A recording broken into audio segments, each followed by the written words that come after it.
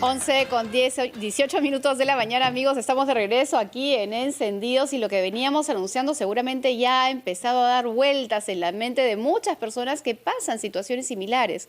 Es decir, yo construyo sobre la propiedad, por ejemplo, de mi suegro, de algún familiar. ¿Eso que yo construí es mío o yo no me pertenece? Pues eso le vamos a consultar a Richard Alemán, quien es abogado civil que hoy nos acompaña aquí en los estudios de Encendido. ¿Cómo está? Buenos días. Buenos días. ¿Cómo está, doctor Alemán? Y probablemente esto que estábamos describiendo es algo bastante frecuente. ¿Qué dice la ley? Correcto, es una situación frecuente. Tenemos que diferenciar dos supuestos. Uno en el que hay una construcción por error de repente, ¿no? Y no hay una mala intención ni una mala fe, ¿no? Sino estoy construyendo creyendo que estoy construyendo en un terreno que es propio.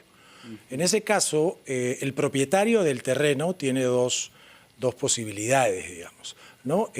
Hacer suya la construcción, pagando el valor de lo edificado, que es un promedio, es una fórmula que establece la ley entre el costo de la construcción y el valor comercial. Se saca un promedio y eso es lo que el propietario le debería pagar al que construyó de buena fe, ¿no? O pedirle al que construyó que le pague el valor del terreno al valor comercial. Okay. Ese es un supuesto. Y el otro supuesto es cuando hay una evidente mala fe. Evidente decimos relativamente, porque en realidad la mala fe tendrá que llevarse a un proceso judicial y el juez determinará cuál fue la conducta pues, de este constructor, ¿no? Y en ese caso el constructor sí pierde cualquier beneficio. O sea, no tiene derecho a ser indemnizado porque se ha probado que construyó de mala fe.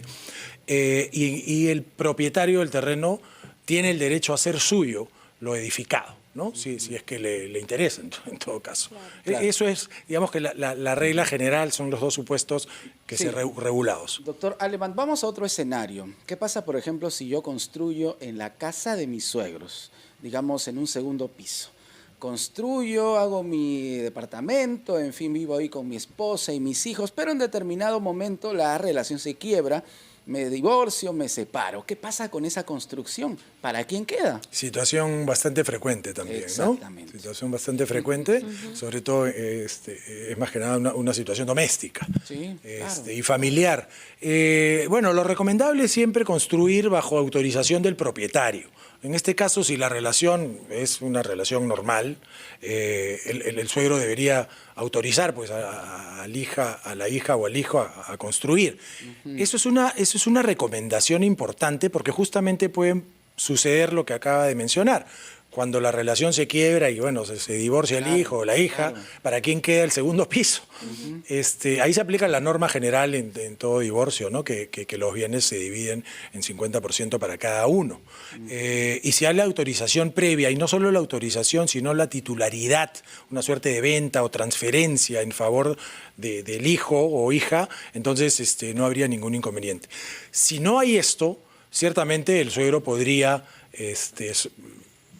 utilizar uno de los dos mecanismos que mencionamos hace un rato, ¿no? En este caso yo creo que aplicaría el supuesto de la buena fe, porque sería imposible construir en un segundo piso si no hay autorización del propietario. Se supone que el suegro o la suegra autorizó esa construcción, ¿no? Sí, correcto, ¿no? Entonces, siempre es importante tener esta autorización y algún documento que sustente que tengo el permiso, ¿no? ¿Y en calidad de qué estoy construyendo, además? Eso es importante. Doctor Alemán, ¿cómo está? Noemí Mamani le saluda desde el Cusco. Y este es un problema, ya lo ha dicho, muy recurrente, que genera muchísimos problemas seguramente a muchas familias. Pero sería bueno poner las cosas en claro antes de la construcción. ¿Y qué sería lo recomendable si en estos momentos hay familias que están interesadas en construir su vivienda en la casa de los suegros, en la casa de un familiar? ¿Qué es lo que debería tener en cuenta? Porque las cosas pueden cambiar y si ahora te estoy entregando de buena fe ese terreno, más adelante de repente las cosas cambian, la relación se quiebra, pero ¿qué es lo aconsejable antes de construir? Ciertamente el acuerdo con el dueño del predio, ¿no? Que sea y utilizar cualquier mecanismo de transferencia de propiedad, una donación, una compraventa propiamente dicha, que es el mecanismo por excelencia, ¿no? de las transferencias. Papelito manda entonces. En realidad Claro. sí, es tan claro como eso y tan sencillo como eso, ¿no? Y no construir por la simple familiaridad y la confianza que hay. Siempre es importante prever cualquier supuesto, que si no se da, bueno, mejor todavía, pero estar de alguna manera protegido por algún acuerdo. Claro. Para poder construir. Entonces, lo recomendable es llegar a este acuerdo y firmar un documento que diga en calidad de qué estoy construyendo, de propietario, en fin. ¿Y dónde hacemos ese documento, doctor? Eso, ¿En ¿quién una avala, no? notaría? Exacto. ¿Con un abogado? ¿Quién avala este documento? A ver, puede ser un documento privado que no es lo más aconsejable porque contradecir ese documento es relativamente sencillo. Lo recomendable es, para ser más seguros, hacerlo por escritura pública. Y hablábamos hace un rato, ¿no?, que lamentablemente el registro público no está llegando necesariamente a todos estos sitios o lugares donde ciertamente hay propiedad informal, ¿no? Por eso es importante siempre acudir ante un notario, ya sea las firmas legalizadas en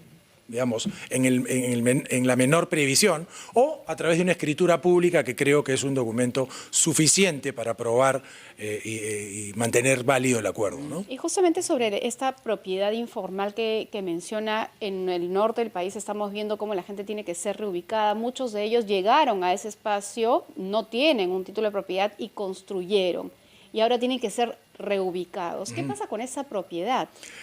Bueno, en principio la propiedad que perdieron, lamentablemente no hay forma de solicitar pues una suerte de indemnización o de compensación. La pérdida es... a veces se reubican aun cuando la vivienda, digamos, está bien. Sí, ¿no? de acuerdo, y ahí entra la autoridad, ¿no? Ahí entra la autoridad del gobierno regional o la municipalidad distrital o provincial para, a través de los planes de reubicación, justamente poner a esta gente no solo a buen recaudo, sino de alguna manera devolverles pues el área que venían ocupando, ¿no? Pero es un tema un poco más complejo, ciertamente. Retornemos al tema familiar. ¿Qué pasa si yo construyo, vamos a regresar al caso de construyo en la casa de mis suegros? Nuevamente. Bueno, me separo, ¿puedo dejarle esa propiedad a mis hijos, por ejemplo? Para que mi suegro no la toque. Y yo no tengo nada contra mi suegro. En la medida... Valga la aclaración. Creo que es importante la aclaración.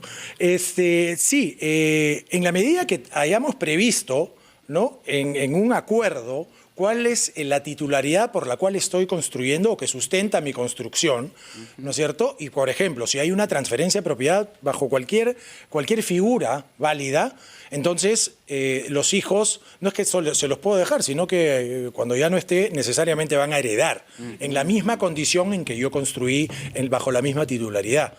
Eso sí es cierto. Por eso es que siempre es importante, así haya la confianza y familiaridad del caso, tener un acuerdo escrito y en el mejor escenario, por escritura pública inclusive. Papelito manda, definitivamente. Correcto. Doctor Alemán. Esa es la situación. Muchísimas Les gracias. agradezco a ustedes también por la invitación. Gracias, El doctor Richard Alemán, abogado civil, con nosotros en nuestra secuencia Familia y Justicia. 11:20.